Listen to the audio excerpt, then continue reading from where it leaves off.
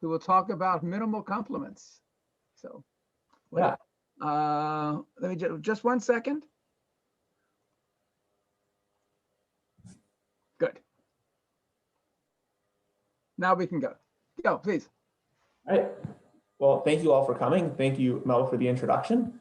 I'll be discussing inverse problems for minimal complements, and this is joint work with Noga Lone, my tentative or future advisor at Princeton, and Matt Larson, one of my friends from my undergraduate days. So let me jump right in with the definition of the main objects of study. So let me first remind you what the Minkowski sum is. I guess all of you probably know.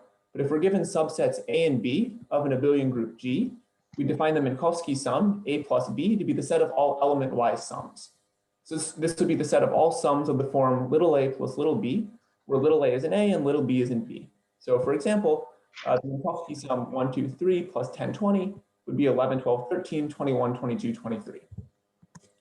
And now I can define minimal complements for you. So if we're given a subset W of our abelian group G, then we say that a subset C is a complement for W if the Minkowski sum W plus C is all of G. In other words, C is a complement for W if every element of our group G can be written as the sum of some element in W and some element in C. And furthermore, we then say that C is a minimal complement for W if it's a complement for W, but no proper subset of C is a complement for W. So removing any element from C makes it no longer a complement. And here's a few examples just to warm us up. So suppose that our abelian group is G. Then for instance, the sets 1, 2, and 1, 100 are both minimal complements for the set W equals 2z, the set of even integers. And the set 1, 2, 3 would be an example of a non-minimal complement for the set of even integers. So it's a complement because 1, 2, 3 plus 2z gives you all the integers, but it's non-minimal because you could remove, say, 3 or 1 from it and you still have a complement. But I want to point out that even though this set is not a minimal complement for 2z, it is a minimal complement for, say, 3z, the set of multiples of 3. So this property of being a minimal complement or not is very dependent on what your choice of W is. Now for a more interesting example, again in Z, the set W being the natural numbers has no minimal complements. And one can see this as follows. So a set C will be a complement for N if it contains arbitrarily negative elements. And of course, if you have such a set and you remove one element from it, then you still have something.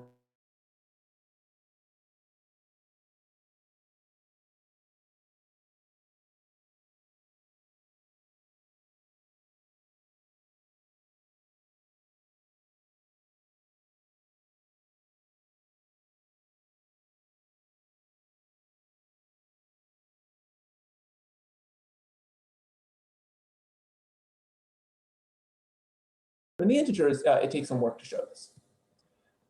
So in a related direction, Chen and Yang showed that if you have a set W in the integers that's bounded both above and below, then W is guaranteed to have a minimal complement. And this is in contrast with the case where W is bounded, say, below, as in the case of the natural numbers, when then we saw that the natural numbers do not have a minimal complement. So these are some direct problems. And in this talk, I want to focus on the inverse problem. So instead of starting with W and asking about its minimal complement C, I want to start with the set C and ask, is it a minimal complement? So more formally, or more precisely, you can just say which set C arise as minimal complements for some W, any W. And this problem also did not originate with me. I think it originated with Andrew Kwan, who showed that every finite non-empty subset C of the integers is a minimal complement for some W. Okay. So before I tell you about our main results, I just want to do a brief warm-up to introduce some of the concepts that will be important later. And this is a proposition due to me, Noga, and Matt, and also Burkhoff, Monslara, and Biswas and Saha independently. And it's kind of the first thing you'll stumble upon if you start thinking about this inverse problem for minimal complements. So we suppose that G is a finite abelian group, and we have some subset W. And then we show that if C is a minimal complement for W, then C can't be too big. So as a fraction of the whole group G, it's at most size of W over 2 size of W minus 1 fraction. And as a special case, one can show that if C is a proper subset of G and it's a minimal complement, then it can't be too big. Then C is at most 2/3 the size of the whole group. So if C not equal to G is a minimal complement, then the set W for which it's a minimal complement certainly has size at least 2. And then if you just plug that in here, you get this bound of 2/3. And let me tell you the proof because the argument is very short. So we assume we have our minimal complement C. And the minimality of C means that for each element, little c in C, deleting it would make big C no longer a complement for W.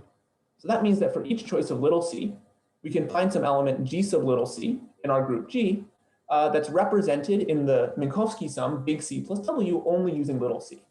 So G sub c is in the sum, the translate little c plus W, but it's not in this Minkowski sum big C minus little c, all that plus W, right? So if we remove little c from C, then we will no longer be able to hit the element G sub little c. And in particular, this means that if you look at the Minkowski sum big C plus big W, and you look at how many times each element is represented, then such an element G sub little c is represented exactly once in this sum. So we have size of C many such elements, G sub little c, and each of the remaining size of G minus size of C elements is represented at most size of W times in this Minkowski sum C plus W, right? Because once I tell you the element of G, and then I tell you which element of W I'm using in the sum, that determines the unique element of C that went into the sum. So now let's just double count the number of sums in this Minkowski sum C plus W. So on the one hand, it's size of C times size of W. On the other hand, it's the sum over the elements of G of the number of times that element is represented. So for our elements G sub little c, we get a contribution of 1, and there are size of C many of those. So that's this first term here. And for the remaining size of G minus size of C elements, we have at most size of W representations. And rearranging this inequality gives the desired upper bound on the size of C. So you can think of this in some broad sense as saying that it's kind of hard to be a minimal complement if you're large. Maybe mainly because of this result that says that if you're a proper subset of G and a minimal complement, you have size at most 2/3 of the whole group. Okay, so now I can tell you about the main result of my paper with Noga and Matt, and it's basically a converse of this statement, which is that or a complement of it, which is that in a finite abelian group, all of the small sets are guaranteed to be minimal complements, just on the basis of their size alone, which I think is kind of surprising. So here's the precise statement. We let G be an abelian group of order n, and if C, a subset of G, is a non-empty subset of size at most n to the 1/3 over some power of log, then C is guaranteed to be a minimal complement. And as a corollary, we can deduce that every finite non-empty subset of an infinite abelian group is guaranteed to be a minimal complement. And this is a generalization, for instance, of Quan's result, which proved this theorem in the case where the infinite abelian group is the set of integers.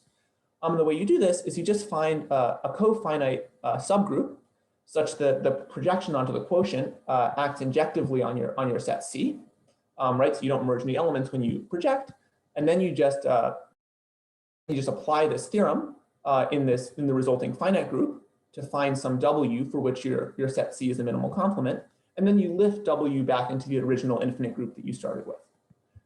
So it's kind of nice that this infinite question can be deduced from the finite setting. Okay, so now I'll spend a little while telling you about the ingredients in the proof of this result. So the setup is, again, we have our group G of order n, and we have our subset C.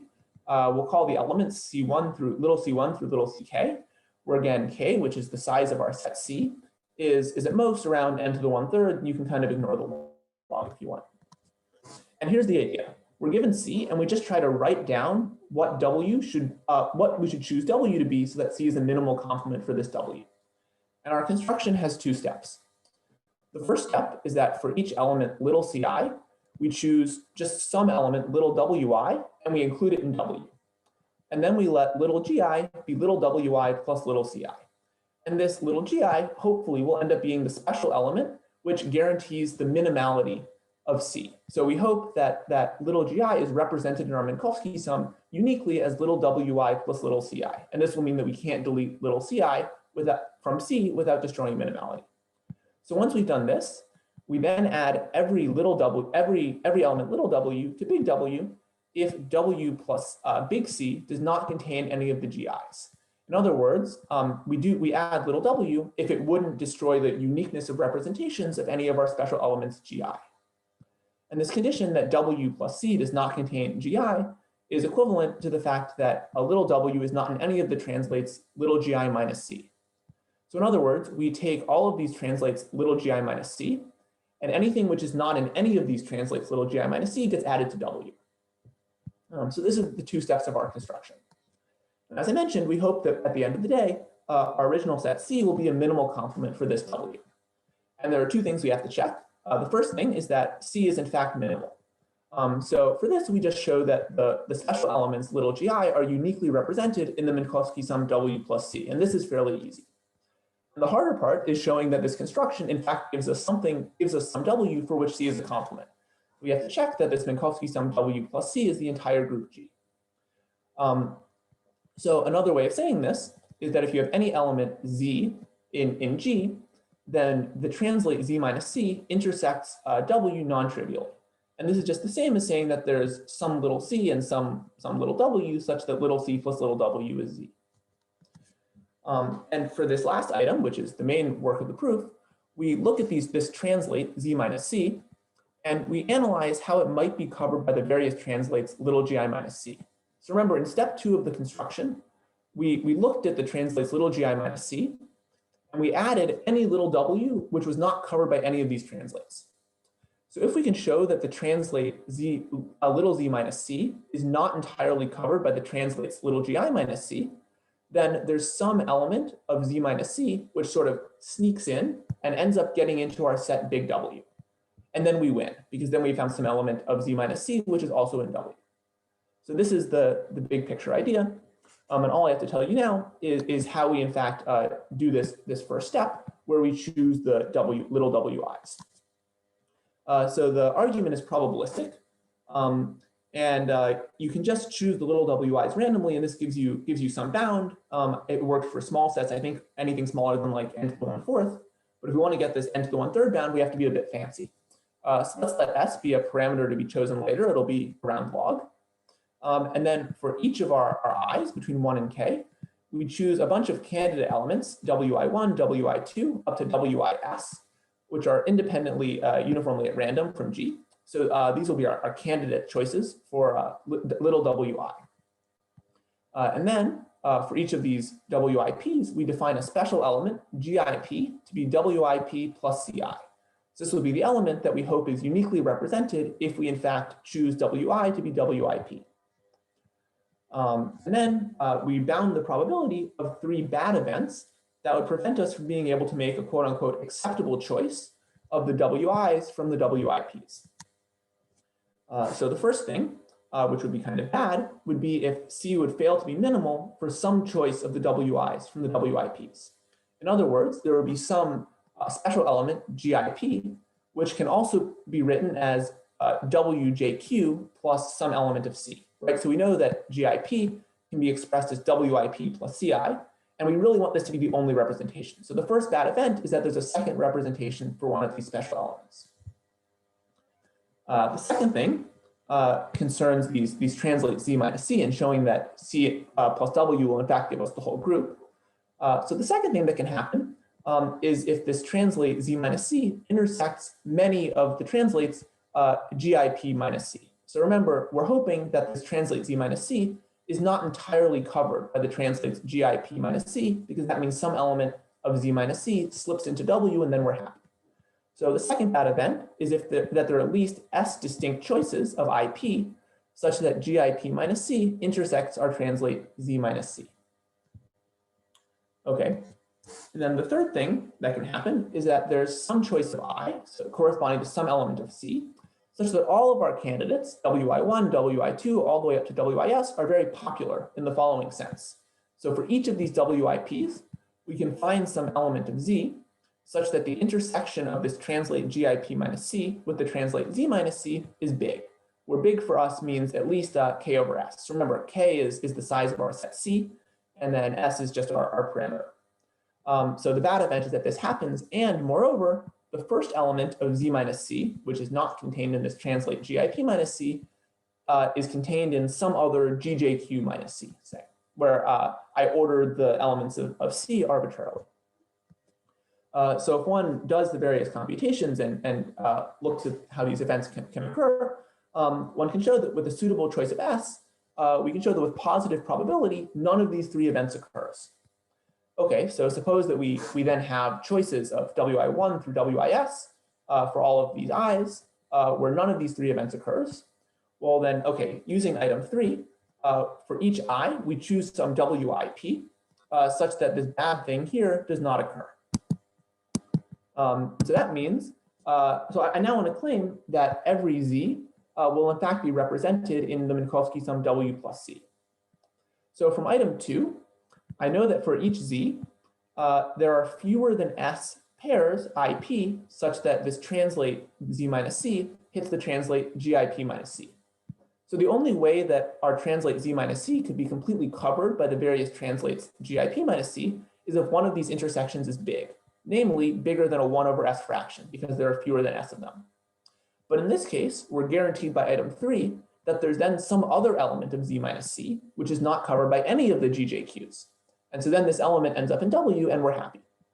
And of course, item 1 guarantees that in fact, regardless of what our choice of the WIs was from the WIPs, we have minimality because we have this uniqueness of representation of our special elements GIP. So I'm sorry if that was a bit technical, but this is the flavor of the argument. And now the question is, how far can we go? So we've shown that all small subsets are minimal complements, but how small do we really need our subsets to be? So if we're given a finite abelian group G, we can let T of G be the largest integer T, such that every non-empty subset C of size at most T is guaranteed to be a minimal complement. And we can also let T of N be the minimum value of T of G as G ranges over all of the abelian groups of order N. And here's what we know so far. So the main theorem says that T of N is bigger than N to the 1/3 over this thing with logs. And then an explicit construction gives that the lim inf of T of N over root N is at most 2. So we can find that very often T of N grows at most square root in the worst case scenarios. And here I write that this occurs in groups with subgroups of certain size. So here, if we have a group with a subgroup of size on the order, something on the order of square root N, then you can construct these counterexamples. You can construct these relatively small groups of size only like 2 root N that are not minimal complements. And then a probabilistic argument gives that for any group G, this constant T of G is at most on the order of G to the 3/4 plus epsilon for any epsilon of your choosing. And this is also one of the main results in our paper, but I don't have time to talk about. So basically, we always have that this constant T of N is at least N to the 1/3 and at most N to the 3/4. And we know that at least in some cases, it's at most N to the 1/2. So the question, of course, is what's the truth? And we conjecture that up to logarithmic factors, the answer should be square root of N. And you can make an even stronger conjecture, which is that for every choice of an abelian group G, this constant T of G should be on the order of square root size of G. And then there's one sort of open-ended question, which is how much does this constant T of N depend on the divisibility properties of N? And the reason I ask this is because of this explicit construction, which gives the square root bound, which really works only when you have a subgroup where the size of the subgroup is like square root of N. So obviously, if N is prime, then you can't do this. And so I wonder if T of N maybe is bigger when N is restricted to primes. All right, so that's all I want to say about minimal complements. But I want to conclude with a brief note on maximal supplements. So this is sort of a dual notion to minimal supplements. And we addressed it briefly, but I feel like there's a lot of space for people to do more work on this. There seems to be a lot of good questions. So here's the definition. We're given a subset W of G, and then we say that a subset C is a supplement for W if all of the sums in the Minkowski sum W plus C are distinct. And if, for instance, C and W are finite, this is just saying that the size of the Minkowski sum W plus C is the size of W times the size of C.